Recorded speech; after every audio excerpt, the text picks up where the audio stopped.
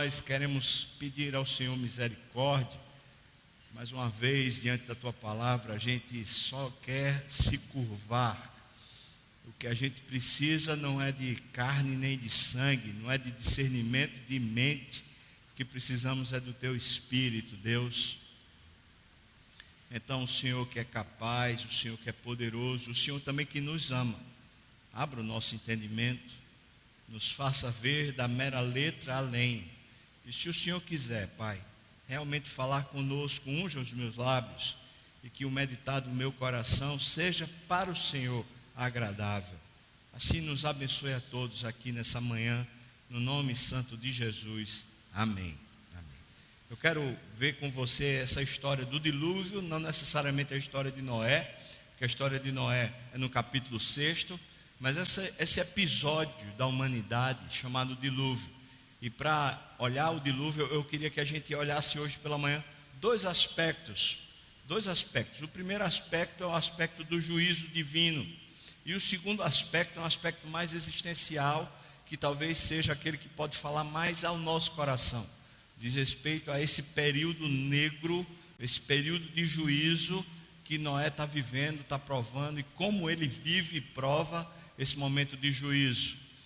Nos dois aspectos, se Deus permitir, a evidência maior, aquilo que vai ser evidenciado, que vai ser mais exaltado, é o nome do Senhor, não o nome de Noé, nem o nome do juízo, do dilúvio, mas o nome do Senhor. O primeiro aspecto, então, que a gente precisa ver é o dilúvio como um juízo divino. E essa natureza de Deus, esse caráter de Deus, que na nossa sociedade parece que perdeu sua capacidade de se comunicar conosco. Deus é um Deus justo, que tem um juízo vingador. É assim que a palavra usa. Deus é aquele que não suporta a iniquidade. Ele não suporta o pecado, ele não suporta o homem na face da terra agindo com tanta maldade e com tanta malignidade como tinha nos dias de Noé, nesses dias antes do dilúvio. Eu posso dizer para você, baseado na palavra, que os nossos dias, sendo dias maus, sendo talvez os dias do fim, ainda não são exatamente como os dias de Noé, porque nos dias em que se avizinharem, se aproximarem realmente ao tipo de caos que havia nos dias de Noé, nessa época então a Bíblia diz que o Senhor vai voltar, porque diz que o Senhor vai voltar como nos dias de Noé. Ou seja, a gente está vendo muita devassidão no mundo, a gente está vendo muita coisa perdida, muita injustiça, muita violência, muita promiscuidade, muita perdição.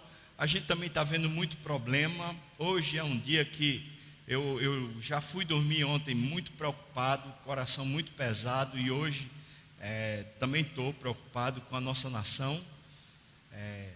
A gente já vem preocupado desde antes das eleições, que se havia tanto comentário sobre as eleições, e agora nesse momento, quando há um movimento, aparentemente um movimento popular, mas ninguém sabe quem é que está por trás desses movimentos, e a gente não sabe exatamente que massa é essa que vai às ruas, se é só o povo assim, querendo colocar a justiça para fora, querendo reclamar contra a corrupção, querendo reclamar contra todos esses descasos e desmandos que têm acontecido no governo brasileiro. A gente não sabe se é só o povo, ou se há uma articulação política por trás. Sabe-se lá o que é que está por trás desse negócio.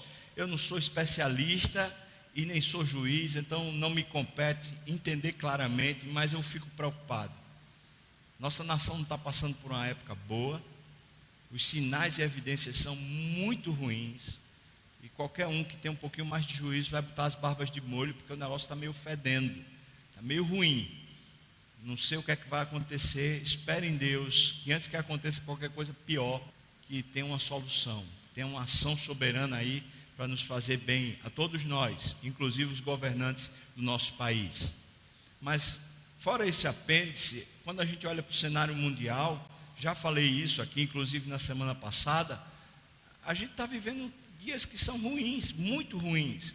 No nosso país, o índice de violência, inclusive em Pernambuco, só tem aumentado, né?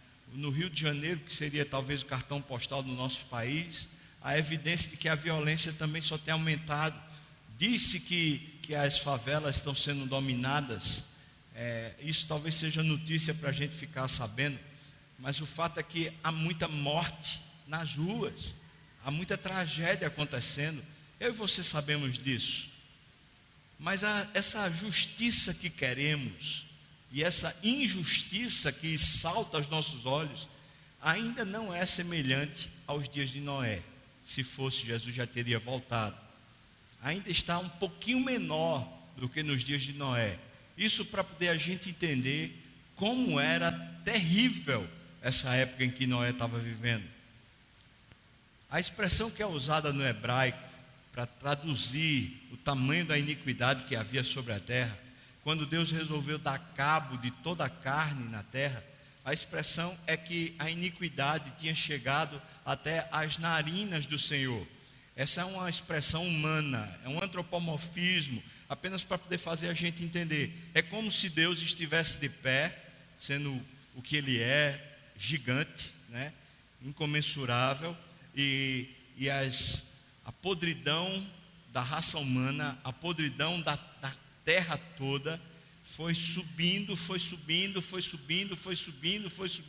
até que chegou às suas narinas. É como se Deus já não pudesse mais respirar de tanta corrupção que estava havendo na terra. A coisa estava tão desgraçada sobre a terra, que é como se Deus não pudesse respirar. Então ele disse: agora chegou a hora de tomar uma providência. Em vez de eu me afogar na corrupção deles, eu vou fazê-los afogarem nas suas iniquidades. Eu vou derramar água e também vou fazer as águas saltarem da terra, até que tudo fique afogado. Deus é um Deus que julga. Deus é um Deus que conhece. O Senhor vê, o Senhor sabe o nosso deitar e o nosso levantar. Ainda que Deus seja aquele que está vendo o cosmos todo, e a gente precisa ter essas dimensões, ou seja, Deus está vendo muito bem o que é que está acontecendo no cenário mundial. Ele também está vendo o que está acontecendo no cenário político, no cenário econômico. Ele está sabendo aquelas coisas que passam às vezes aí pela internet, se há ou não há uma conspiração mundial, uma força dos Illuminatis, se há ou se não há, se essas coisas acontecem ou não acontecem, a gente pode ter certeza que Deus está vendo.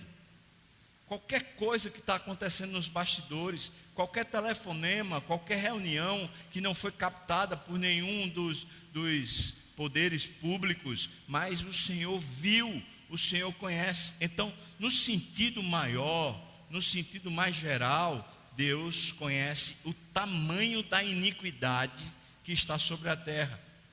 Mas também no sentido pessoal. Então a gente pode ir do macro ao micro. Ou seja, se no cenário real, geral, Deus está conhecendo os bastidores da humanidade, está conhecendo os calabouços, as podruras, as coisas que são insanas e a corrupção da alma humana, Ele está vendo com clareza até que ponto nós estamos chegando. Por outro lado, Ele também conhece o micro, ou seja, eu por mim mesmo, eu sem precisar de definição de outro ser na face da terra, ou seja, quem é que eu sou de verdade, como é que eu ajo, o que é que eu estou fazendo na minha vida privada, o que é que eu estou fazendo quando ninguém vê, o que é que eu estou pensando e o que é que o meu coração deseja, enquanto eu estou na minha própria vida, nos meus próprios processos. E Deus está julgando todas essas coisas, irmãos.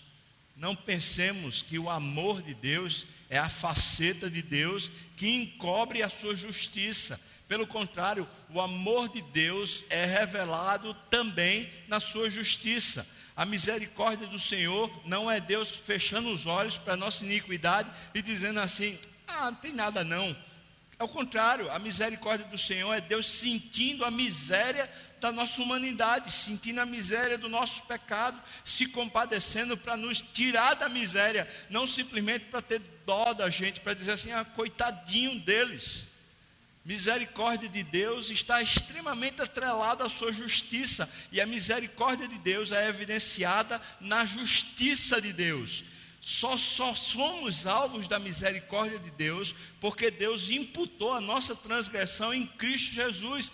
Se Cristo não tivesse sofrido a nossa iniquidade lá na cruz, se Cristo não tivesse levado toda a injustiça e o peso do pecado lá na cruz, a misericórdia seria impossível de acontecer. Ou seja, onde Deus colocaria a miséria da gente, aonde Deus colocaria a nossa injustiça, aonde Deus colocaria os nossos atos tenebrosos, Ele teria que colocar na terra, Ele teria que colocar sobre nós. É por isso que lá em Romanos está escrito, toda alma que pecar, essa morrerá. E ainda que a gente morra de fato, o nosso corpo morra, mas o fato é que a Bíblia diz, que ainda que a nossa carne se corrompa e seja levada pela corrupção até o pó, e a gente volta a ser pó, ainda que isso seja uma realidade, a Bíblia diz que a gente está sendo transformado de glória em glória. Ou seja, aqueles que são de fato do Senhor, que foram salvos pelos méritos da cruz, estão sendo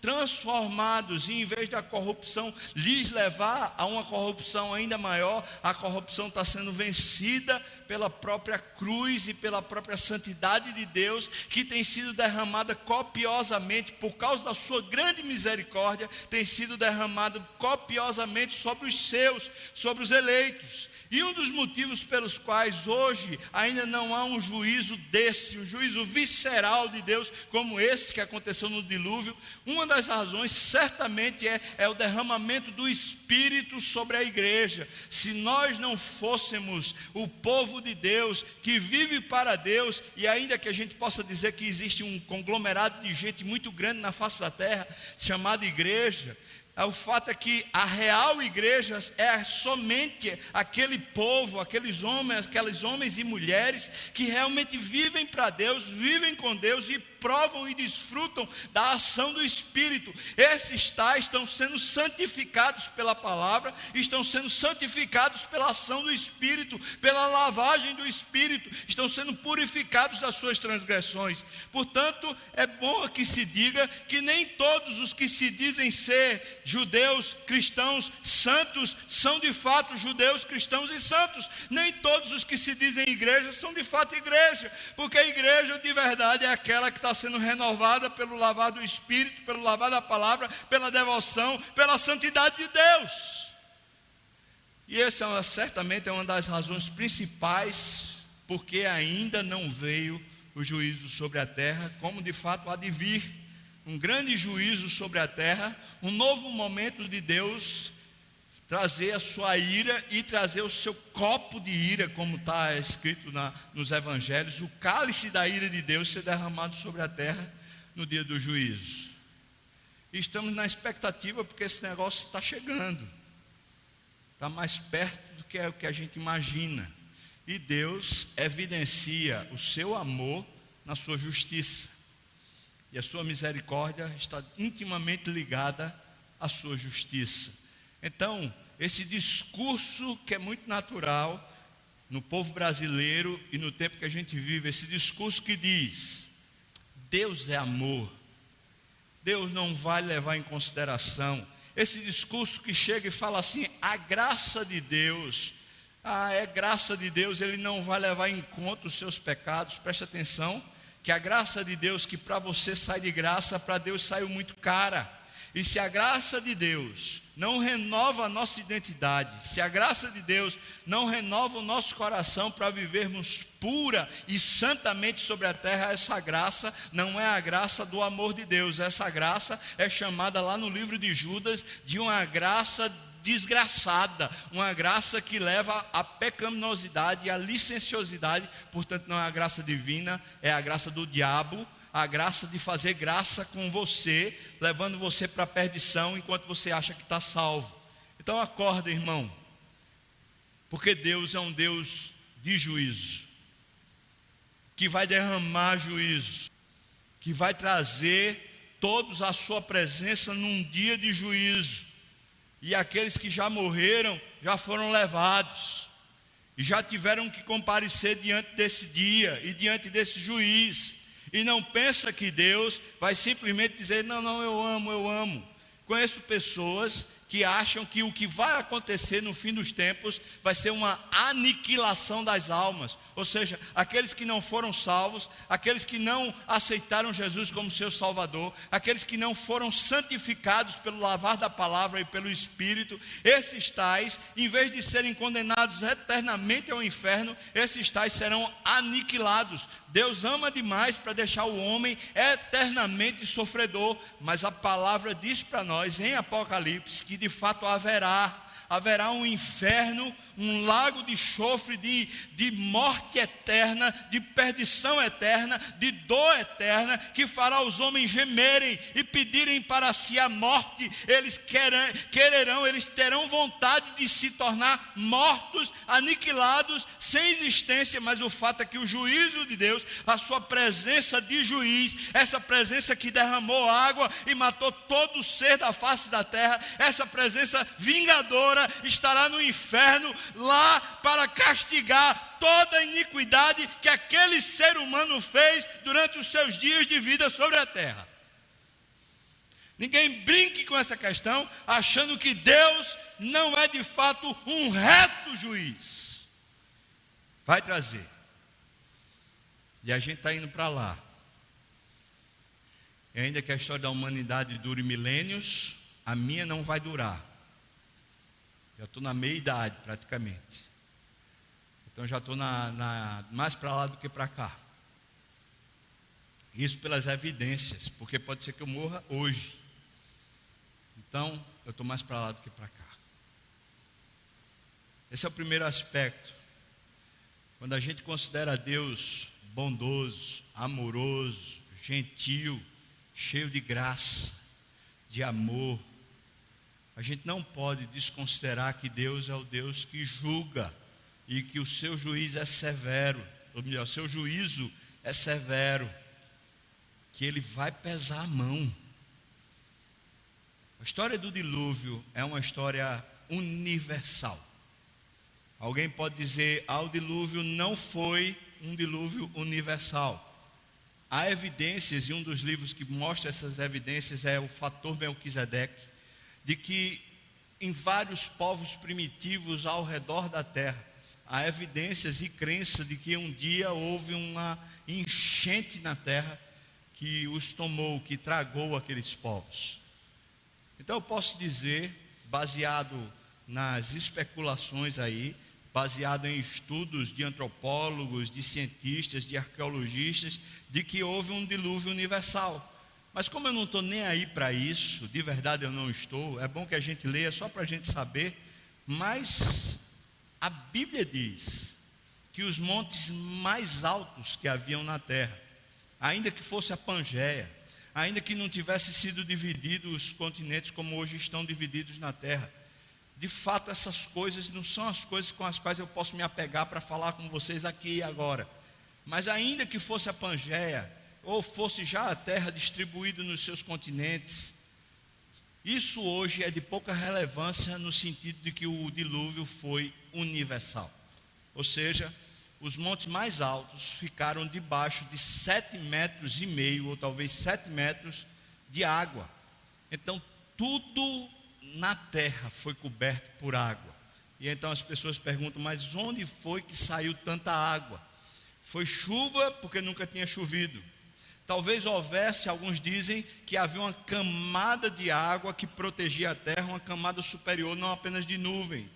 E talvez fosse um clima, um tipo de clima que havia na terra que promovia esse tipo de vida longévula, uma espécie de saúde para a humanidade.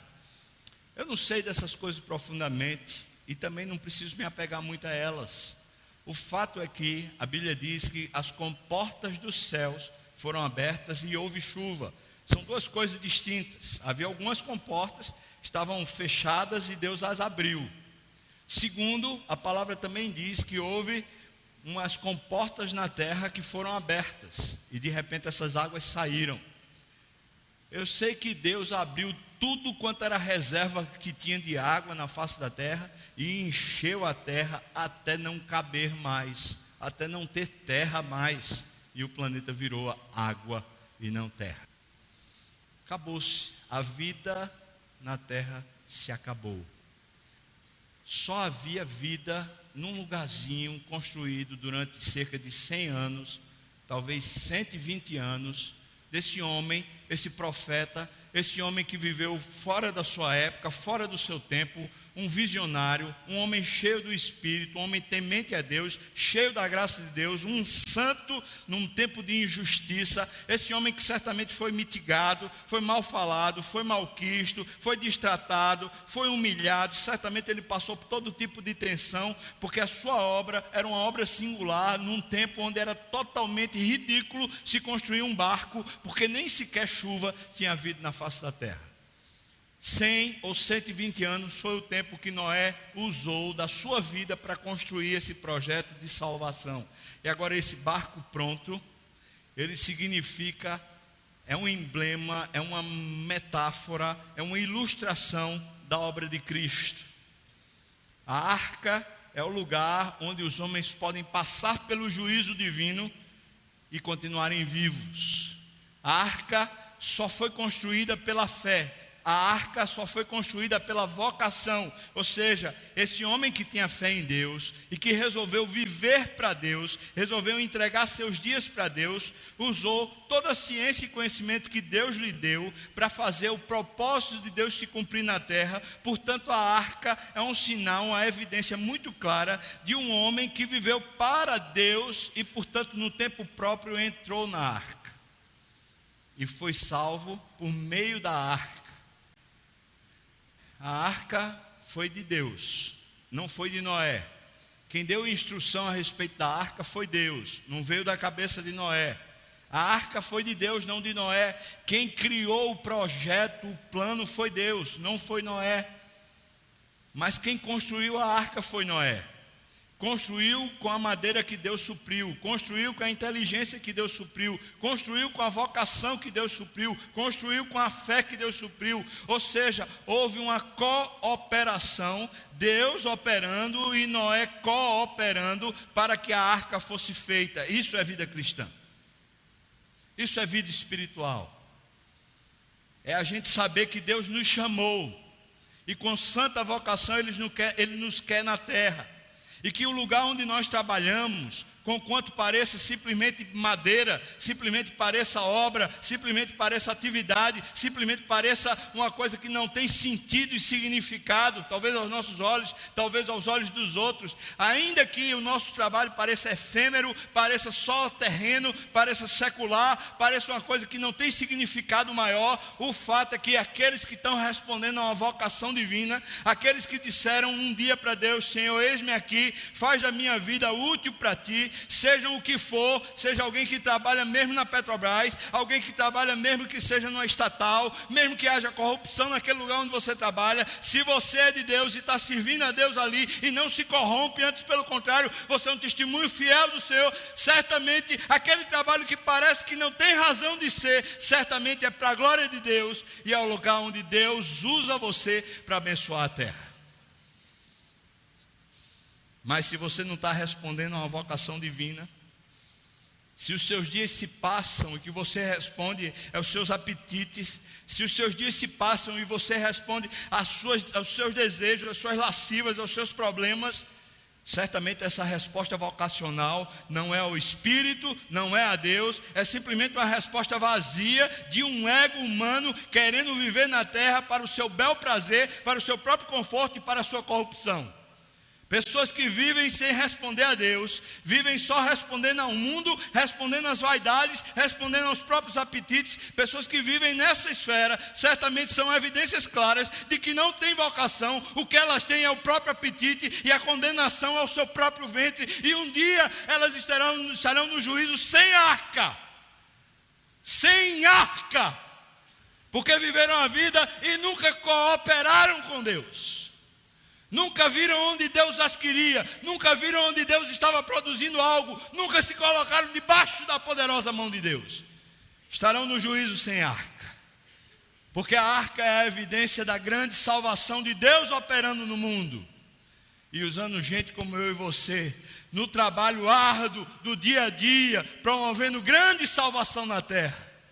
Quantas pessoas são salvas pelo seu ministério, irmão? Quantas pessoas com quem você convive nunca ouviram falar de Deus por seu intermédio? E você usa desculpa e diz: ah não, eu simplesmente estou dando testemunho. Que testemunho sem proclamação, vazio de significado é esse? E vai usar palavras sábias de Agostinho para dizer assim: prega, se necessário for, usa as palavras. Presta atenção, Agostinho não está contra a Bíblia. O que ele está dizendo é que você precisa ter uma vida que seja condizente com o que você fala. Mas se não falar, se não pregar, está pecando. Nós fomos chamados para ser evidência de salvação de Deus nessa terra, no lugar onde a gente trabalha. Você se relaciona com um bocado de gente. Talvez você olhe para aquelas pessoas e fale assim: essa não tem jeito. É justamente essa que Deus vai querer salvar. A arca é um sinal da obra de Cristo. Ao ser a obra de Cristo, Deus é quem está fazendo a grande salvação. A obra de Cristo em nós é Deus operando a sua salvação, fazendo o seu querer e o seu realizar em nós. Então, a semelhança da arca, eu posso dizer que a obra de salvação de Cristo opera em mim, me resgatando do mundo e não me deixando sucumbir a toda a corrupção da terra. Mas se eu estou afogando na corrupção, irmão, se eu já estou tomado pela corrupção, se eu não sei discernir, se o que vale para mim é o dinheiro, se o que vale para mim é o status, se o que vale para mim é a posição, se o que vale para mim é o ser bem visto pelos outros, então no nome de Jesus eu preciso entender que um dia eu vou comparecer diante daquele juiz e serei julgado eternamente. Acorda, porque hoje pode ser um grande dia de salvação. A primeira coisa que a gente precisa aprender no texto é o caráter de Deus. Ele é justo, e isso é tenebroso. Quem usa essa expressão não sou eu, é o autor aos Hebreus, que diz que quando viu naquele Monte Sinai o espetáculo da justiça de Deus sendo revelada nas tábuas da lei que eram escritas, ele diz: tal espetáculo era tenebroso aos nossos olhos. A justiça de Deus é tenebrosa, é terrível, e ela vai calcar os pés de todos. Todos. É inclusiva totalmente. Ninguém escapará. Ninguém escapará. Por outro lado, certamente esse outro lado do sermão é o que a gente gosta mais. A gente pode dizer que Noé, vivendo todas essas experiência de perdição e de salvação, vendo o mundo todo sendo julgado e ele sendo salvo, a gente pode ter uma percepção equivocada. A gente pode dizer assim: rapaz, esse cara está vivendo na glorinha, ele está vivendo na bênção total, deve ser uma vida maravilhosa. A Bíblia deixa esses capítulos aqui, o capítulo 7 e 8, deixa para nós uma revelação da dinâmica da vida de Noé, pelo menos durante o período que ele estava na arca. E a dinâmica não era fácil. Aqueles dias foram dias truculentos, terríveis, problemáticos, complicados. Pela contagem dos dias, contando que Noé entrou 7 dias antes do dilúvio começar a acontecer, e que ele ficou desde esses 7 dias até o dia que Deus o mandou sair, ele ficou 1 ano e 17 dias. Esse é um período meio quebrado. Esse não parece ser um período de tempo que a pessoa já diz assim: já sei, eu vou passar 1 ano e 17 dias. Deus não tinha dito para Noé quanto tempo iria durar o dilúvio. Deus só disse assim: constrói a arca, entra, que eu vou derramar água e vai morrer todo mundo. Então Noé não sabia quanto tempo ia durar isso.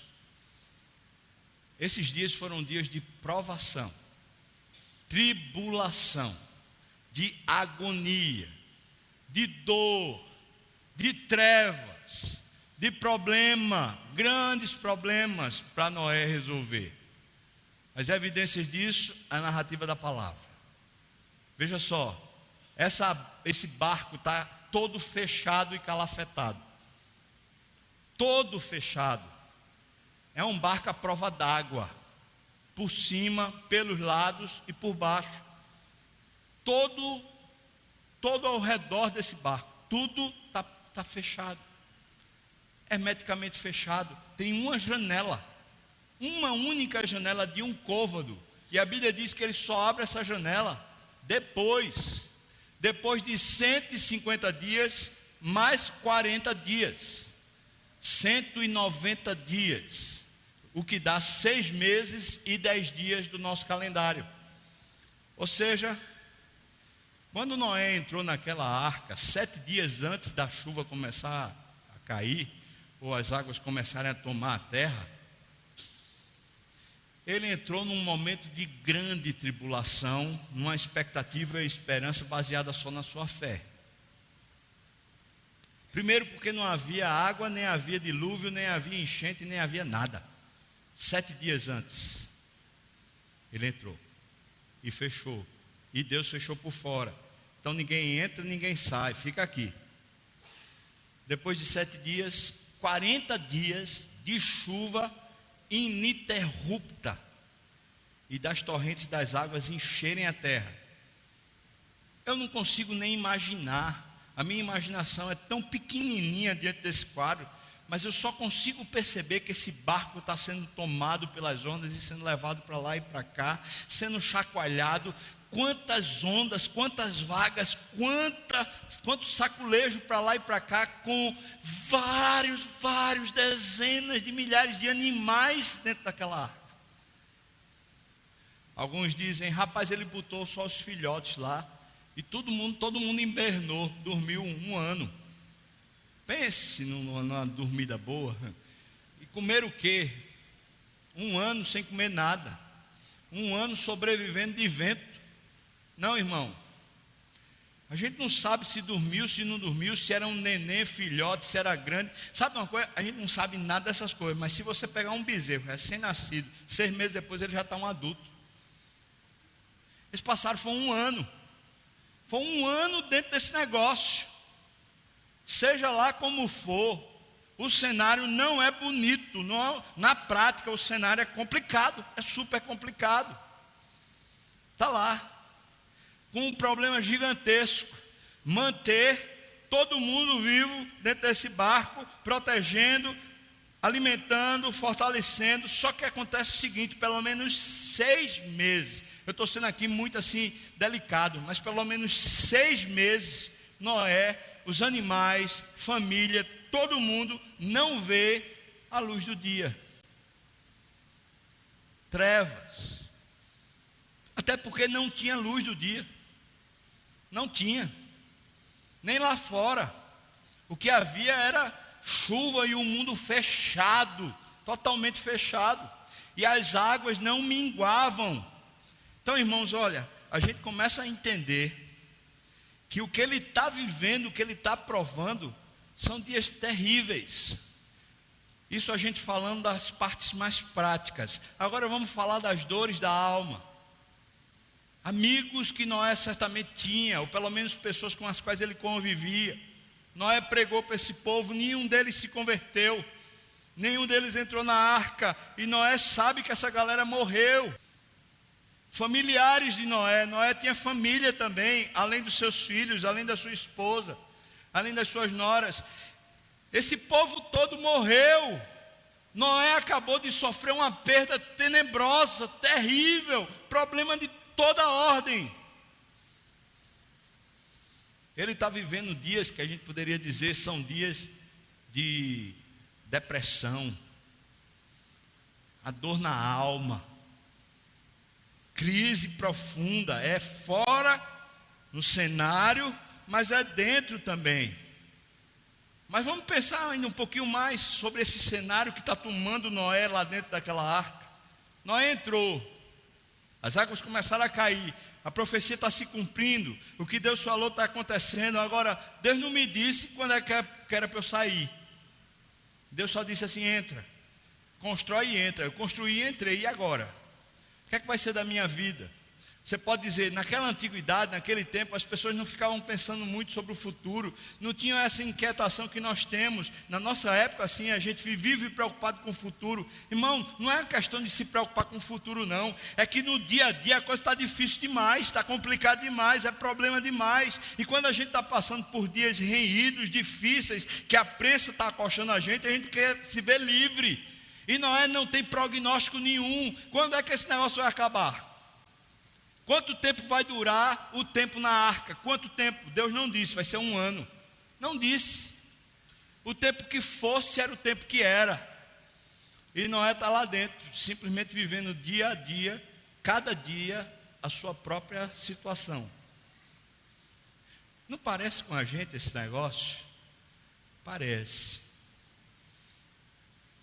Parece que quando Deus passa na vida da gente, trazendo um novo tempo, antes do novo tempo, vem um tempo de lição, um tempo de dor, um tempo de agonia, um tempo de trevas, um tempo de perdas, um tempo de a gente não saber o que é que vai ser o futuro, de como é que as coisas vão acontecer depois, simplesmente um tempo de as coisas serem reconstruídas aqui dentro, de serem remexidas e revolvidas aqui dentro.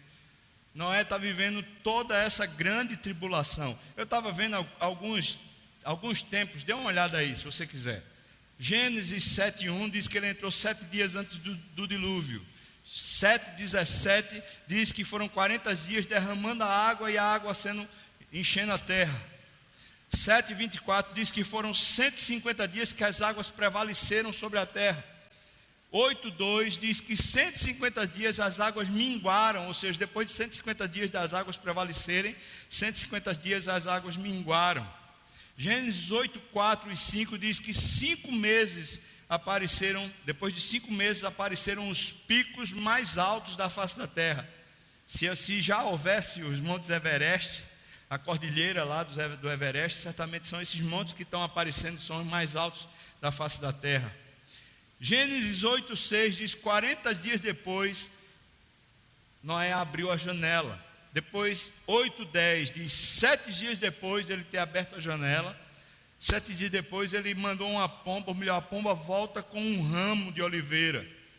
Versículo 13, 8:13: 9 meses e 20 dias, a terra está seca e desolada. E aqui é que eu paro para olhar com você esse cenário. 9 meses, uma gestação, 20 dias, o negócio já está prolongado. Quando Noé olha, analisa, secou. Está tudo desolado, está tudo devastado. As madeiras todas se quebraram. Não há vida nenhuma, só o solo, provável que cheio de água para todo lado. É só isso que tem.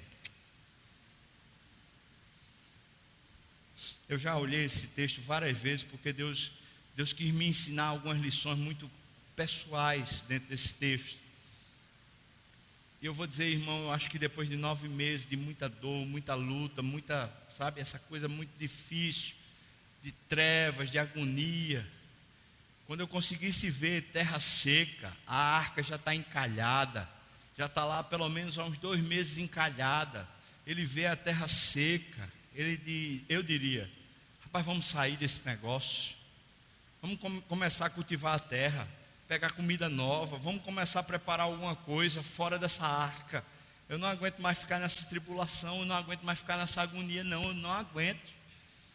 Mas o texto diz para nós, ainda na narrativa, dê uma olhada, versículo 14 do capítulo 8, e o 14, 15 e 16, diz que 1 ano e 17 dias depois que Noé entrou na arca, 1 ano e 10 dias depois que as águas encheram a terra, Precisamente 1 ano e 17 dias depois que ele entrou na arca, Deus diz para Noé: sai da arca com os animais, com a família, e povoa, vocês vão ser fecundos, enchem a terra de novo, pode encher. 1 ano e 17 dias depois de estar dentro da arca. Esse tempo foi certamente uma grande prova e luta para a vida de Noé. E lições muitas que Deus me deu, dentre elas, uma lição eu não sei quanto tempo dura cada tribulação que Deus me quer fazer passar. Eu não sei quanto tempo vai durar as provas que eu tenho que viver. Eu sei que eu vou ter provas, e eu sei que eu vou ter tribulações, e que as tribulações e prova, na verdade, são a mesma moeda com as duas faces. Um lado a gente olha e fala, é só tribulação e dor. Do outro lado, Deus olha e fala, eu estou lhe provando. Então a tribulação para nós significa sofrimento, para Deus significa que Ele está lapidando, que Ele está preparando, que Ele está abençoando a gente. É uma provação e é uma tribulação. Mas eu não sei quanto tempo vai durar qualquer tribulação que Deus me faça passar, eu não sei. Isso me gera uma série de tristeza, de penúria, de sofrimento, de dor. Meu Deus, quanto tempo vai durar essa luta? Quanto tempo vai durar essa crise? De repente a pessoa começa a passar por um problema no matrimônio, a coisa fica lá, parece que só faz piorar, e a pessoa diz assim, eu não vou aguentar esse negócio, eu não vou aguentar, já faz muito tempo que esse negócio dura aqui na minha vida. Quanto tempo vai durar? Talvez você está passando por uma luta financeira, o país todo está passando por essa crise econômica, então talvez seja uma luta financeira e você diz assim, rapaz, quanto tempo vai durar? Quanto tempo vai durar essa crise do Brasil? Não pelos prognósticos aí dos economistas, falam que vai durar 2 anos, o ano que vem ainda vai ser difícil, mas no outro ano a gente já vai começar a respirar. Sabe, quanto tempo vai durar sem que ninguém consiga dizer, porque ninguém consegue dizer quanto tempo vai durar aquilo que a gente está passando hoje, ou que a gente passou ontem e acabou hoje. A gente só sabe hoje, depois que o tempo acaba, que durou aquele tempo todo, 1 ano, 10 anos, 15 anos, 20 anos, 3 anos, 2 meses, 1 mês. Mas Deus passa na vida da gente como um regente, e conquanto o juízo divino para a terra toda seja esse juízo pesado, para nós, ele se evidencia num trato muito particular e pessoal, de uma época que Deus escolhe para a gente passar por aquela luta. Deus tem feito a mim e a você passar por lutas ao longo dos nossos dias. Essas lutas que nós passamos, é o trabalhar de Deus na nossa vida, ela tem começo e tem fim. E eu quero só lhe lembrar isso, que você não sabe, nem eu, quanto tempo vai durar, mas eu preciso lhe dizer que vai chegar um dia que Deus vai dizer, saia, acabou, parou, não tem mais, eu resolvi, pronto, Zé Fini, acabou-se. Entendeu, irmão, ou não? Vai chegar esse dia. É a pergunta que eu faço para mim mesmo, quando estou no meio da luta, da tribulação, do problema não é quanto tempo vai durar, porque isso não vou saber a resposta, não sei quando acaba, mas eu preciso perguntar para mim mesmo, o que Deus está me ensinando nesse negócio? O que é que Deus está lapidando em mim? E preciso, por outro lado, de resiliência, que seria o termo bíblico perseverança, ou seja, eu simplesmente preciso continuar crendo que no dia de amanhã Deus vai intervir, no dia de amanhã vai haver o final dessa história. O Deus que é o alfa, é o ômega, Ele é que é o começo dessa história do dilúvio, é o começo do fim também. Ele sabe dizer, acabou-se. Então eu posso respirar sossegado, tendo perseverança dia a dia, enquanto a luta continua.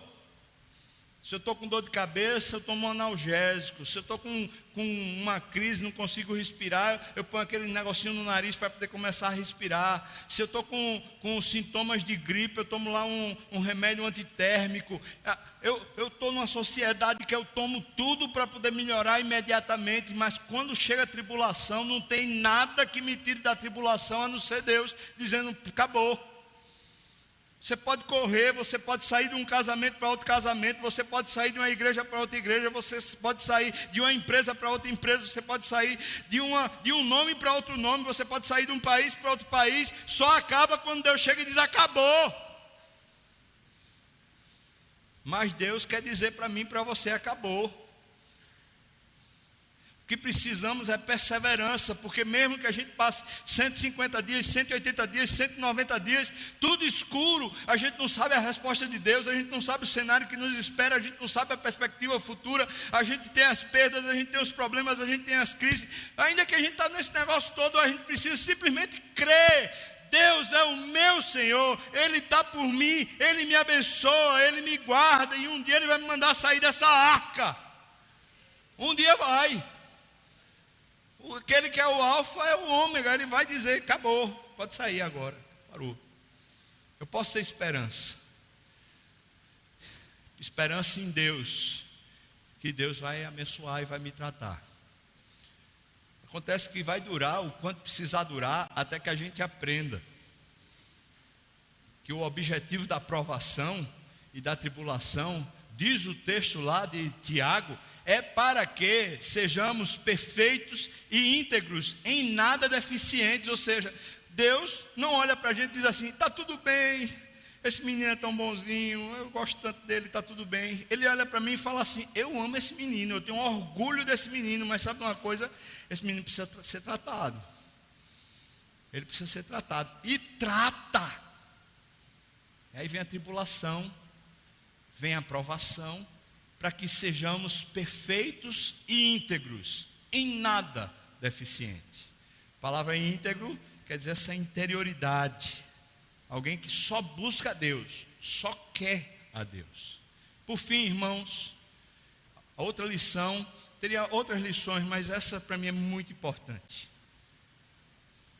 Ainda que eu queira abreviar o tempo, ainda que eu queira soluções imediatas, ainda que eu queira resolver as coisas, eu fico no meio da luta, no meio da tribulação, eu fico naquela tensão assim, eu só vou esperar em Deus, eu não tenho que fazer nada não, eu preciso tomar providência, eu preciso procurar um emprego, eu preciso procurar uma solução, eu preciso questionar, eu preciso fazer o meu juízo, a minha justiça valer, eu preciso fazer valer o meu ponto de vista, eu preciso articular, eu preciso conversar, eu preciso produzir alguma coisa. Preste atenção, o que o texto mostra para mim e para você é que enquanto a gente está cooperando com Deus, não tentando fazer valer o nosso ponto de vista, mas enquanto a gente está cooperando com Deus, na arca, na tribulação, na luta, a gente continua simplesmente dispondo a Deus, dizendo, Senhor, eis-me aqui, eis-me aqui, eis-me aqui. No dia que Deus quiser, Ele vai dizer, sai e ser fecundo, sai e enche a terra, sai e prova um novo tempo. Então eu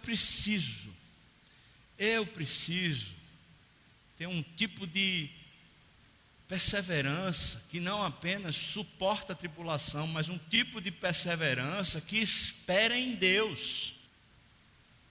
Não é só suportar, mas é esperar em Deus. Eu preciso saber que Deus é quem tem o controle para dizer assim, acabou. Eu não posso fazer antes, eu não posso resolver antes, eu não posso fazer alguma coisa antes, porque vai chegar o dia, 1 ano e 17 dias depois vai chegar, mas só vai chegar 1 ano e 17, 1 ano e 16 não chegou, 1 ano e 15 não chegou, 1 ano não chegou, não foi 1 ano e 20, foi 1 ano e 17, ou seja, tudo bem quebradinho para dizer para mim e para você, olha só, Deus é quem tem o controle desse negócio.